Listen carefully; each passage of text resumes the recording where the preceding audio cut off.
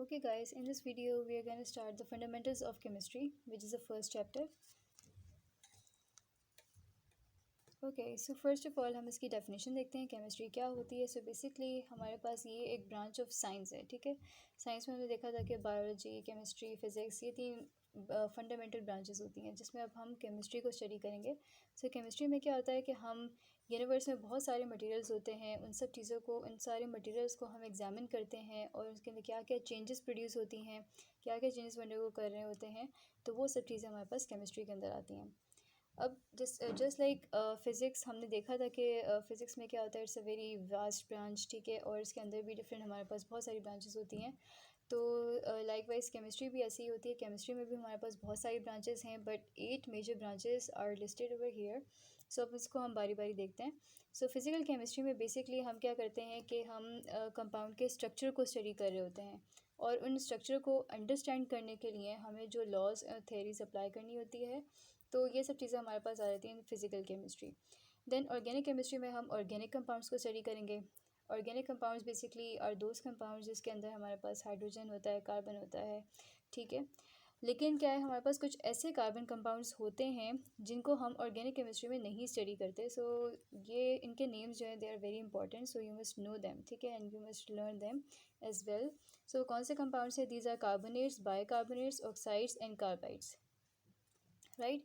Then we have inorganic chemistry. Inorganic chemistry में होता है कि हम इनऑर्गेनिक कंपाउंड्स को स्टडी करते हैं. सो ये आपको नेम से ही पता चल रहा होगा. और इनऑर्गेनिक कंपाउंड्स में क्या होता है, हमारे पास those compounds that have no carbon in them. ठीक है, सो वो कंपाउंड्स सारे किस में हम आ जाते हैं, किस में स्टडी करते हैं? इनऑर्गेनिक कंपाउंड्स में. सो ये जो बेसिकली हमने बात की थी इन ऑर्गेनिक केमिस्ट्री की, ये जो कार्बोनेट्स, बाइकार्बोनेट्स, ये सारे कार्बन कंटेनिंग कंपाउंड्स हम इनको जिनको हम यहाँ पे स्टडी नहीं करते, तो बेसिकली हम इन कंपाउंड्स को ऑर्गेनिक केमिस्ट्री में इनऑर्गेनिक केमिस्ट्री में स्टडी कर रहे होते हैं. ठीक है, फिर we have the biochemistry. Biochemistry में हम क्या करते हैं कि बायो मीन्स लाइफ. ठीक है, या लिविंग ऑर्गेनिज्म.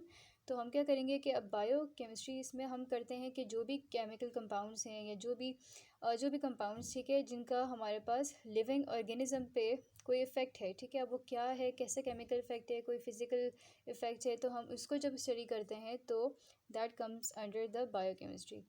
इंडस्ट्रियल केमिस्ट्री, तो एज द नेम शोज़ के इंडस्ट्रियल, सो इट मीन्स के मतलब हमारे पास इंडस्ट्री के अंदर कैसे हमारे पास जो लार्ज स्केल पे जो यूज़फुल प्रोडक्ट्स हम बना रहे होते हैं, यूज़फुल सब्सटेंसेस ऑब्टेन कर रहे होते हैं, तो वो किन मेथड से और किन टेक्नोलॉजीज़ को यूज़ करने से हमारे पास आ रहे हैं और वो क्या हैं. ठीक है, और कैसे हम उनको इस्तेमाल करते हैं. सो वो हमारे पास आ जाता है in the industrial chemistry.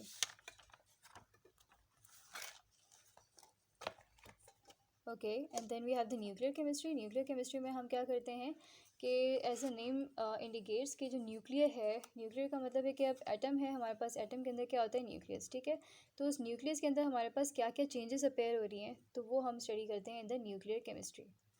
Then environmental chemistry में हम क्या स्टडी करते हैं कि कोई भी पोल्यूटेंट जो होता है हमारे पास, ठीक है, तो यानी कोई भी केमिकल या टॉक्सिक सब्सटेंस, ठीक है, जो एनवायरनमेंट में पोल्यूशन कॉज कर रहा होता है. ठीक है, और उसका हम एडवर्स इफेक्ट जब ह्यूमन पे देखते हैं, तो ये सब चीज़ें हमारे पास आती हैं इन द एनवायरमेंटल केमिस्ट्री.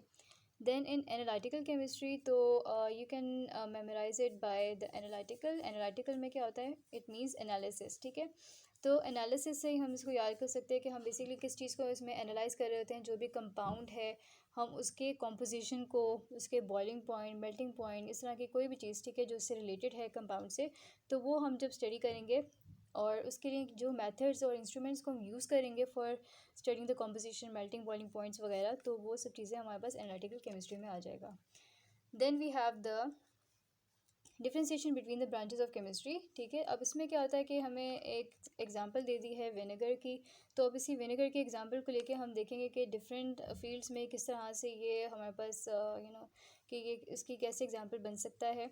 तो फर्स्ट ऑफ ऑल उन्होंने इसको थोड़ा सा इंट्रोड्यूस किया है कि क्या होता है. Vinegar is basically 5% acetic acid. ठीक है, और ये एसिटिक एसिड एक कलरलेस लिक्विड होता है. It means it has no colour और इसकी स्मेल बिल्कुल विनेगर की तरह होगी. ठीक है, और हम इसको यूज़ करते हैं कोई फूड में, हम इसको फ्लेवर ऐड करने के लिए, इसका एक टेस्ट होता है. ठीक है, सो इसके लिए यूज़ करते हैं. अब हम देखते हैं कि विनेगर के कैसे किस तरह से हम विनेगर को हर जो ब्रांचेस ऑफ केमिस्ट्री हैं उसके अंदर हम एडजस्ट कर सकते हैं, कैसे हम इसको अंडरस्टैंड कर सकते हैं डिफरेंट फील्ड्स को by the example of vinegar. So first of all physical chemistry में हम कैसे देखेंगे, जब हमारे पास विनेगर ट्रांसफॉर्म होगा किस में, गैसियस स्टेट में या सॉलिड स्टेट में, तो हम क्या करेंगे कि अब हमारे पास डेफिनेटली जब वो एक स्ट्रक्चर अपना चेंज कर अपनी स्टेट चेंज करेगा तो क्या होगा, हमारे पास का स्ट्रक्चर भी चेंज हो जाएगा। और जब वो स्ट्रक्चर चेंज होगा तो हम जब उसको स्टडी कर रहे होंगे तो वो आता है हमारे पास फिजिकल केमिस्ट्री में, राइट। तो जब हम इसके स्ट्रक्चर को अंडरस्टैंड करेंगे और उसके लिए हमारे पास हमें कुछ लॉज एंड थेरीज को अप्लाई करना पड़ेगा, तो ये सब चीज़ें हमारे पास फिजिकल केमिस्ट्री में आ जाएगा। देन अब हम देख सकते हैं ऑर्गेनिक केमिस्ट्री में हम कैसे इसको समझ सकते हैं। तो डेफिनेटली ये है कि हमारे पास this is the molecular formula of the acetic acid. तो इसके अंदर हमें नज़र आ रहा है कि कार्बन भी है, it also has hydrogen in it. तो ये दोनों चीज़ें हैं इसके अंदर, तो इस वजह से हम इसको ऑर्गेनिक कंपाउंड कह सकते हैं, डेफिनेटली कह सकते हैं, ठीक है। सो इसलिए हम एसिटिक एसिड को स्टडी करते हैं इन ऑर्गेनिक केमिस्ट्री। अब क्योंकि ये ऑर्गेनिक कंपाउंड है तो इट मीन्स कि अब हम इसको इनऑर्गेनिक केमिस्ट्री में तो नहीं स्टडी कर सकते, तो फिर हम कैसे कह सकते हैं इसको कि ये हम इसको कैसे स्टडी कर सकते हैं इनऑर्गेनिक केमिस्ट्री में। तो डेफिनेटली अब हमें ये सोचना पड़ेगा कि हम पूरे कंपाउंड्स को तो नहीं स्टडी कर सकते एज अ होल, ठीक है। क्यों? क्योंकि इसमें बहुत सारी चीज़ें इसमें मतलब एक पूरा ऑर्गेनिक कंपाउंड बन गया है, ठीक है।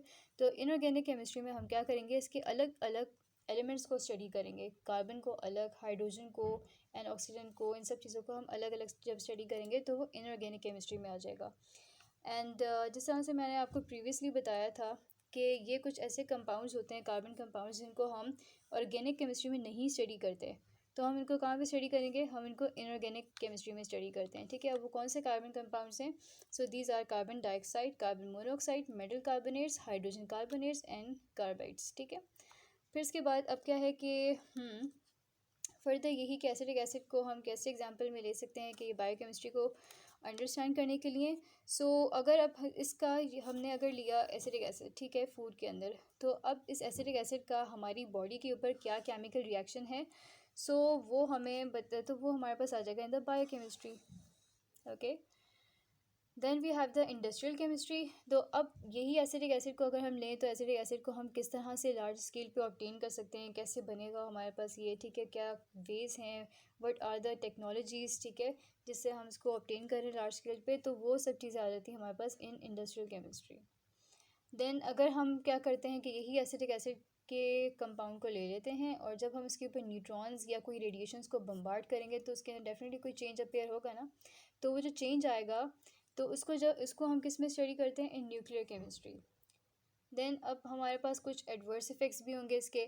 तो अब इसके जो भी एडवर्स इफ़ेक्ट्स होंगे ह्यूमन के ऊपर, तो उसको हम किस में स्टडी करते हैं, उसको हम एनवायरमेंटल केमिस्ट्री में स्टडी करेंगे, ठीक है। और इसी तरह से हमारे पास एनालिटिकल केमिस्ट्री में क्या होगा कि एनालिटिकल केमिस्ट्री में हम जो भी मेथड्स और जो भी हम इंस्ट्रूमेंट्स को अप्लाई करेंगे उसकी देखने के लिए क्या केमिकल कॉम्पोजिशन है, इसमें कितने % कार्बन, हाइड्रोजन, ऑक्सीजन है, या क्या उसके मेल्टिंग बॉइलिंग पॉइंट्स हैं, और बहुत सारी चीज़ें इसमें आ जाएंगी।